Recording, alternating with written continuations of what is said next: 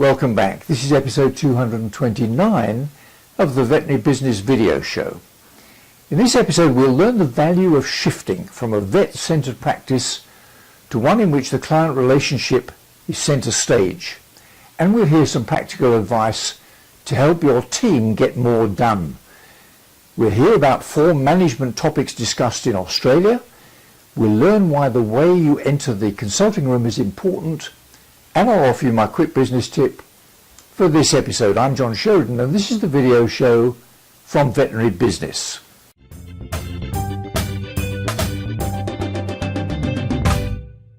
What's the biggest problem facing practice owners in the UK? It's recruiting. I've had an opportunity to talk to a number of practice owners and managers with great plans for practice growth, but hampered by their inability to find the employers they need, especially vets. What's the answer? It could be partly that we use our vets in practice very inefficiently, and that they spend too much of their employed time doing things which could be done as well, if not better, by one of the other members of the team. Here's a clip in which Tracy Dowdy explains why you need to move away from being a vet-centered practice to what she describes as a relationship-centered practice. Oftentimes, I go into veterinary hospitals, and I've been in many throughout the United States, and I see this traditional model, the veterinary-centered practice, where the doctors are in the center of the practice. In these doctor-centered practices, the veterinarians become the rate-limiting step to practice growth. And oftentimes, client communication is inconsistent across the healthcare team, especially if you have multiple doctors on your team and they're all recommending different things. The patient care is often inconsistent. And it's harder to achieve good client service when you're working in these veterinary-centered practices, and obviously the profits are lower. And so what I have found is that the current veterinary delivery system limits our capacity to serve clients and patients efficiently.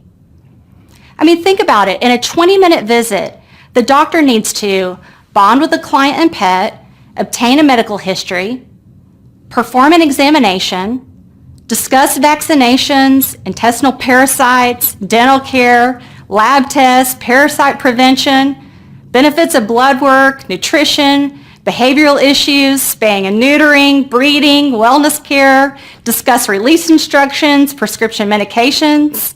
Can all of this be done with the doctor? No, it's impossible. And oftentimes we are not providing the best care, and we're underutilizing our healthcare team in the practice because the doctor is doing too much in practice today. And many of our team members in veterinary hospitals consider their work a job versus a career. They're not making a living wage, they're receiving little to no training, and so as a result, they're changing jobs frequently, and there's a lot of turnover in our profession. So let me give you a little model to better describe what I mean here in regard to getting out of this doctor-centered environment. So here's the veterinarian who has a brain, is very smart, has gone to school for 8 years to learn how to practice veterinary medicine, and they have a tremendous amount of knowledge and skills. And now they have to educate pet owners because the pet owner is unaware. They have to make them aware so that they'll have understanding and they'll be convicted to take action. And now there's a strong doctor-client relationship. I'm sure there have been many of you who are watching this video who have had clients call on the phone and are adamant to speak to the doctor. They don't want to talk to anybody else in the practice. They just want to talk to the veterinarian. And then when the veterinarian gets on the phone with that client, the client asks a very simple, basic question, such as, "Can I board my pet? Can I make an appointment?" Why does that happen? Why is it that the client or the pet owner feels that the veterinarian is the only person who can solve their problem? Well, I believe it's because they shared their knowledge and skills, they educated the pet owner, and they believe that relationship that they've developed with that pet owner is going to create and solve their problems. Now, hopefully there was good client service, there was a positive case outcome, the practice profits from the transaction and the relationship, and now there's job and personal satisfaction that motivates the veterinarian to do this over and over. You know, veterinarians, according to the U.S. Bureau of Labor and Statistics, make a fifth of what human doctors make. So what motivates a veterinarian to go to school for 8 years and oftentimes go into debt of up to $150,000 to $200,000 in debt? Well, I believe it's instinctually in all of us. You know, we all want to have knowledge and skills. We all want to have relationships with people. We all want to serve society and community. And so I think it's important that we share our knowledge and skills with our entire healthcare team. We have to empower the team so that they can educate clients and they can start to develop relationships with clients as well. Now let's see who's on the video show Soapbox. I'm becoming more and more convinced that a key difference between a practice in which its success in professional and client service terms is not matched by its financial performance, and a similar practice which generates a very healthy profit, is that the latter is more productive, it achieves more and gets more done. Here's a clip in which Ed Musio offers some practical advice to help your team get more done. Hi, I'm Edward Musio, CEO of Group Harmonics, and I'm going to tell you how to get more done by understanding task type. Did you know that everything you do at work falls into one of only 3 categories? They are either methodical tasks, quick fix tasks, or long range tasks. If you or someone who works for you is having trouble getting something done, it may really help you to understand what category the task falls into and make sure the right elements are in place. Here's what I mean. The first type of task, or the methodical task, is things that are routine. Filling out timesheets, for example, or checking email. Anything that happens on a regular, repeated basis. The 3 key elements you need to get methodical tasks done well: first of all, you need a system. You need a way of doing it that is systematic so that it's repeatable. The second thing you need to have is a schedule. You need to set aside time to do it every day, week, or month so that it doesn't pile up. And the third thing you need is a good habit. You need to be in the habit of getting it done on a regular basis, again, so you don't end up with an extra pile of work. Now let's imagine that you have to assign or fill out timesheets at the end of every 2-week period. Maybe you're in the habit of doing them after lunch. So you have a schedule of after lunch you spend 2 hours doing them, and you have a system of sorting them into the ones that require investigation versus the ones that are quick approvals, approving the quick ones first, then going back and doing the investigations. As you can see, the habit supports the schedule supports the system. The second type of task is a quick fix or a troubleshooting task. This is putting out fires, maybe solving emergencies like a customer complaint or a broken computer. Again, there are 3 key elements, but they're different for this type of task. The first element is you need to have a clear statement of the problem. What is the issue you're trying to resolve? The second thing you need is a clear statement of the reason. This is sometimes called the root cause. What's actually behind the problem that you're seeing? And the third thing you need to have, obviously, is a solution. The key is that the solution needs to refer back to the reason, which is the root cause of the problem. Imagine your computer crashes and you want to fix it. Well, the problem is the computer crashed, but the reason may be bad software or some kind of corruption on the hard drive. You don't just want to reboot the computer. You want a solution that refers back to the reason that addresses the actual problem. The third type of task is a long-range task or a project off in the future. This is something like building a bridge, maybe, or redesigning a business process where the goal is far out in time. Again, 3 key elements different than the other types. First, you need a good statement of your goal. When your result is far off in the future, if you don't have a clear picture of what it should be, you're likely to drift and not accomplish it. The second thing you need is a good plan. A plan is a set of steps to accomplish the goal. The third thing you need, and this is often overlooked, is resources. You need to have the pieces in place, the human manpower, the money, the materials, to support the plan that will help you to achieve your goal. Now think about a system, for example, a business process change that's going to take a year. Maybe at the outset, you started out with a clear picture of what would be different, and you made a plan and got some resources set aside. 2 months into the project, things may have changed. Maybe there's a new understanding of what has to happen. If the goal changes, the plan has to change, so the resources change. Otherwise, the project falls behind. So the next time you or someone you work with is having trouble getting something done, take a moment before you dive into the details of the task and consider, is it a methodical task? Is it a quick fix task? Is it a long range task? Use the task type to suggest the 3 key elements. By getting the key elements in place, you'll be more likely to get your work done. Now for a tip from the top in the business world of veterinary practice. Joel Parker, veterinarian and principal of the Veterinary Practice Solutions website and consultancy, was one of the key speakers at the IVA conference. That's the Independent Vets of Australia meeting held in Sydney earlier this month. Joel covered a number of important and timely topics, and in today's video show I've included a clip in which he outlines some thoughts about the 4 issues which he covered in his presentation under the general title, Working Together. Hey everybody, I'm Dr. Joel Parker with Veterinary Practice Solutions. I'm so looking forward to coming down to your conference in September at the Working Together conference with the Independent Vets of Australia. Thanks so much for inviting me down, guys. The situation up here in North America is probably not unlike it is in Australia. There's lots of corporates moving in, and so what we've been doing over the last couple of years is really focusing on programs that are championing you, the private practice owner, and the managers and nurses that you work with.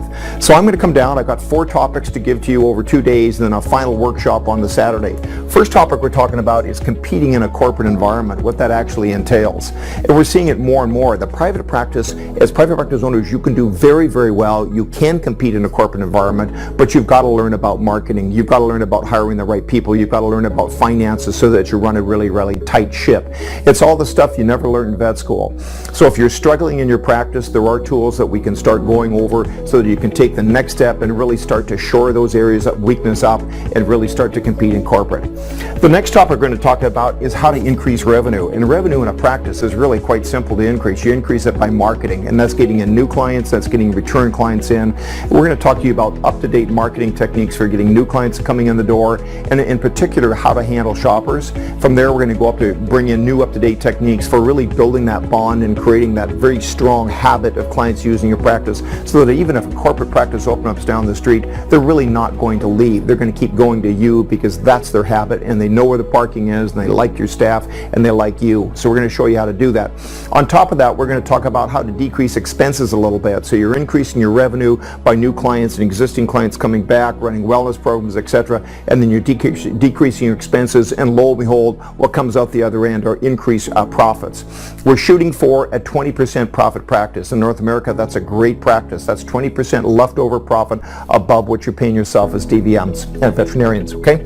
Second here is how to find really, really good people. That's coming in the next topic and the next day. This is a shortage that we're finding up here in both Canada and the US is finding really good people. And the bottom line is, it's probably true in Australia, and the bottom line is they're either working for you or they're working for corporate or somebody else. So I'm going to kind of bring in some strategies on how to find really good people, how to attract them to your practice, how to interview them to make sure you peel off the candy bar wrapper and really see who they are, and you don't end up with some people that looked good that then turned into something else. And ultimately, some of the techniques will be really going after the associates that are working in corporate practices and seeing if you can attract them over to your practice, which will be a fun, super high-end, super high medical, super fun place to be. Okay guys, down here we're going to talk about here how to set really, really good fees. Fees are a very interesting one. You've got to have them, hot enough that you're profitable, but not too hot that you're scaring people away. So I want to talk to you guys about setting your fees into what I call the Goldilocks zone. Not too hot, not too cold. I want to be talking about front-end fees, which are fees to attract people, keeping those nice and low. No pet gets left behind. Anybody can come in, and then we'll talk about how to set your back-end fees so that they're healthy and you can be profitable in the end. And then finally, on the final Saturday, I'm going to deliver, as really part of your Working Together conference theme, I'm going to deliver my version of a power team builder, which is what it really takes for you and your practice and your teammates there to bond together and form a really awesome, strong practice that's going to be a fun place, a high action place to work, filled with great people, and in the end, making you, the owner, some time and profit. So, for you can, lead a great life, get some vacations and things like that. So there's a bunch of things I'm going to go over with. Now for my quick business tip for this episode. Recently I've accompanied my wife to a number of consultations she had to attend at our local medical centre. She had appointments with a number of doctors and other healthcare professionals, and it was interesting to observe how differently they each behaved when they invited my wife to go to the appropriate consulting room. Someone once said you only get one opportunity to make that first impression, and it seems to me to be as relevant to a medical or veterinary clinician entering a consulting room as it is to a candidate going into somebody's office for an important interview. Here's a clip in which Danny McVitie offers some advice to vets or nurses entering the consulting room to meet a client.